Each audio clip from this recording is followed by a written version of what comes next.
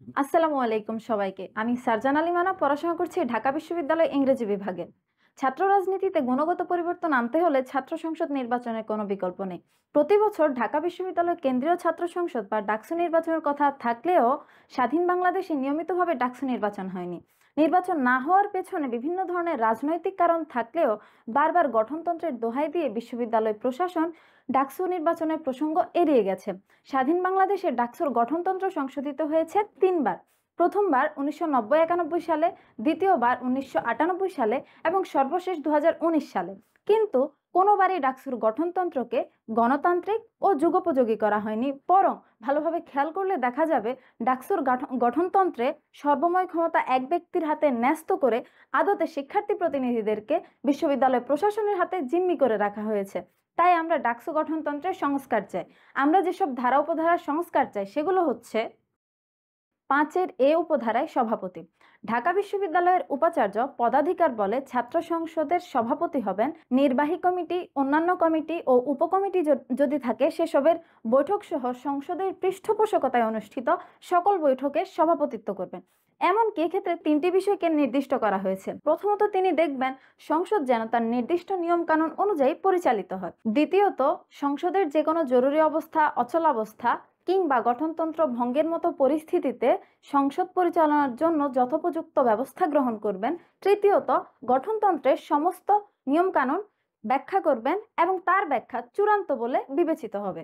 এই ধারায় আরো বলা হয়েছে, সংসদের সর্বোত্তম স্বার্থে সভাপতি যে কোনো সময় যে কোনো পদাধিকারী বা নির্বাহী কমিটির কোনো সদস্যকে বরখাস্ত করার বা পুরো কমিটি বাতিল করে নতুন নির্বাচন আহ্বান করার কিংবা সংসদ পরিচালনার জন্য যে কোনো উপযুক্ত পদক্ষেপ গ্রহণ করার ক্ষমতা সভাপতির থাকবে।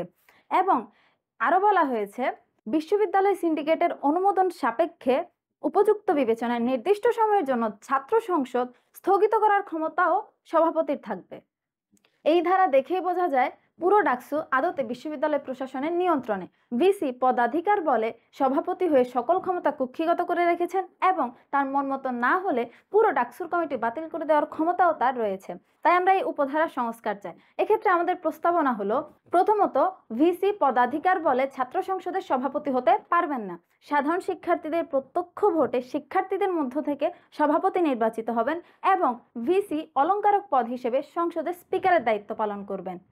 দ্বিতীয়ত, সংসদের সর্বোত্তম স্বার্থে যে কোনো সময় যে কোনো পদাধিকারী নির্বাহী কমিটির কোনো সদস্যকে বরখাস্ত করার কিংবা পুরো ডাকসুর কমিটি বাতিল করে নতুন নির্বাচন আহ্বান করার অথবা অন্য যে কোনো উপযুক্ত ব্যবস্থা গ্রহণ করার জন্য সভাপতি সিনেটের কাছে সুপারিশ করবেন এবং সিনেট সুষ্ঠু তদন্ত সাপেক্ষে উপযুক্ত ব্যবস্থা গ্রহণ করবে। 5 উপধারায় স্বাধীনতা সংগ্রাম ও মুক্তিযুদ্ধ বিষয়ক সম্পাদকের দায়িত্ব সম্পর্কে বলা হয়েছে, সেমিনার, সিম্পোজিয়াম, বিতর্ক, প্রদর্শনী, মুক্তিযুদ্ধ বিষয়ক তথ্যচিত্র ও চলচ্চিত্র প্রদর্শন এবং মুক্তিযুদ্ধের উপর গবেষণা ইত্যাদির মাধ্যমে 1952 সালের ঐতিহাসিক ভাষা আন্দোলন, 6 দফা আন্দোলন, 1969-এর গণ অভ্যুত্থান, স্বাধীনতা আন্দোলন এবং মুক্তিযুদ্ধের অন্যান্য ঘটনাবলীর পাশাপাশি বাঙালি জাতীয়তাবাদ ও সমতা ও সকলের জন্য সমান সুযোগ, ধর্মনিরপেক্ষতা এবং গণতন্ত্রের আদর্শ এবং একই সাথে কোট আনকোট জাতির পিতা বঙ্গবন্ধু শেখ মুজিবুর রহমানের দর্শন ও স্বপ্নের আদর্শিক চেতনা বাস্তবায়নের জন্য উপযুক্ত ব্যবস্থা গ্রহণ করবে এবং বাংলাদেশের মানুষের মানবিক মূল্যবোধ বৃদ্ধির লক্ষ্যে সেগুলো প্রচারের ব্যবস্থা করবে। আমরা এই উপধারা সংস্কার চাই, কেননা আমরা মনে করি স্বাধীনতা যুদ্ধ শুধু 1971 সালেই হয়নি। ব্রিটিশ উপনিবেশের বিরুদ্ধে ফকির সন্ন্যাসী বিদ্রোহের পরে 1857 সালের স্বাধীনতা আন্দোলন, 1947-এর পাকিস্তান আন্দোলন এবং পরবর্তীতে পশ্চিম পাকিস্তানের উপনিবেশিক কাঠামো ভাঙার জন্য 1971 সালে মুক্তিযুদ্ধ সংগঠিত হয়েছে। আমরা বাংলাদেশের অভ্যুদয়ের পুরো চিত্রটি এই উপধারায় রাখতে চাই, যাতে এই রাজনৈতিক পরিক্রমায় সকলের যথার্থ কৃতিত্ব আলোচনা পর্যালোচনার সুযোগ সৃষ্টি হয়। 6 উপধারায় বলা হয়েছে, সভাপতি ও কোষাধ্যক্ষ ব্যতীত নির্বাহী কমিটির সকল পদাধিকারী ও সদস্য সরাসরি সংসদ সদস্যদের দ্বারা নির্বাচনের নিয়ম অনুযায়ী নির্বাচিত হবেন। এটির সংস্কার করে কোষাধ্যক্ষ ব্যতীত নির্বাহী কমিটির সকল পদাধিকারী ও সদস্য সরাসরি সংসদ সদস্যদের দ্বারা নির্বাচনে নির্ধারিত নিয়ম অনুযায়ী নির্বাচিত হবেন। ছয়ের সি উপধারায় বলা হয়েছে সংসদে নির্বাচিত পদাধিকারীগণ ৩৬৫ দিনের জন্য নির্বাচিত হবেন এবং ডাকসুতে বসতে পারবেন। যদি নির্ধারিত সময়ের মধ্যে নির্বাচন অনুষ্ঠিত না হয় তবে আরো ৯০ দিন দায়িত্ব পালনের কথা বলা হয়েছে। তবে ৯০ দিনের আগে নির্বাচন অনুষ্ঠিত হওয়া মাত্র পূর্বতন সংসদ বাতিল বলে গণ্য হবে। এই উপধারা সংস্কার আবশ্যিকভাবে জরুরি। এই উপধারা সংস্কার না হলে নিয়মিতভাবে ছাত্র সংসদ নির্বাচন সম্ভব নয়। কেননা নির্বাচন যথাসময়ে অনুষ্ঠিত না হলে আরো ৯০ দিন দায়িত্ব পালনের কথা বলা হয়েছে। কিন্তু নির্বাচন না হলে বা বিশ্ববিদ্যালয় প্রশাসন ইচ্ছাকৃতভাবে নির্বাচন না দিলে তার প্রতিকার কি হবে তা বলা নেই, এবং এই বল না থাকার ফলে এই উপধারার ফায়দা নিয়ে থাকে বিশ্ববিদ্যালয় প্রশাসন।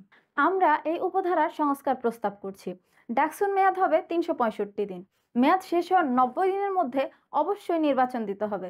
যদি কোনো জাতীয় দুর্যোগ কিংবা জাতীয় রাজনীতিতে অস্থিরতা তৈরি হয় সেক্ষেত্রে আরো ৯০ দিন সময় নিয়ে নির্বাচন অনুষ্ঠিত হতে হবে, এবং যদি উল্লিখিত সময়ের মধ্যে নির্বাচন অনুষ্ঠিত না হয় তবে শিক্ষার্থীদের ভোটাধিকার হরণ হয়েছে বলে প্রতীয়মান হবে, এবং ভোটাধিকার হরণ হওয়ার দায়ে কোনো শিক্ষার্থী চাইলে ভিসি, প্রো-ভিসিদ্বয় এবং প্রক্টরের নামে আইনি আদালতে মামলা দায়ের করতে পারবে। ৮-এর ই উপধারায় সভাপতি নির্বাচনের সময় ও তারিখ ধার্য করে তা অবহিত করবেন। এর পরিবর্তে ভিসি, প্রো-ভিসিদ্বয় ও প্রক্টর নির্বাচনের সময় ও তারিখ ধার্য করে তা অবহিত করবেন, এবং ডাকসুর গঠনতন্ত্রে এই ৪ জনকে নির্বাচন কমিশনার হিসেবে স্বীকৃতি দেওয়া হবে। ৮-এর এফ উপধারায় সভাপতি প্রধান রিটার্নিং কর্মকর্তা নিয়োগ করবেন এবং ৫ জনের অধিক রিটার্নিং কর্মকর্তা থাকতে পারবে না। এই উপধারা সংস্কার করে নির্বাচন কমিশনারগণ প্রধান রিটার্নিং কর্মকর্তা নিয়োগ সহ প্রয়োজন মতো রিটার্নিং কর্মকর্তা নিয়োগ করবেন। ৮-এর এইচ উপধারায় প্রত্যেক হলে ভোট কেন্দ্র থাকবে এবং শিক্ষার্থীদেরকে অবশ্যই তাদের নিজস্ব হলের ভোট কেন্দ্রে গিয়ে ভোট দিতে হবে।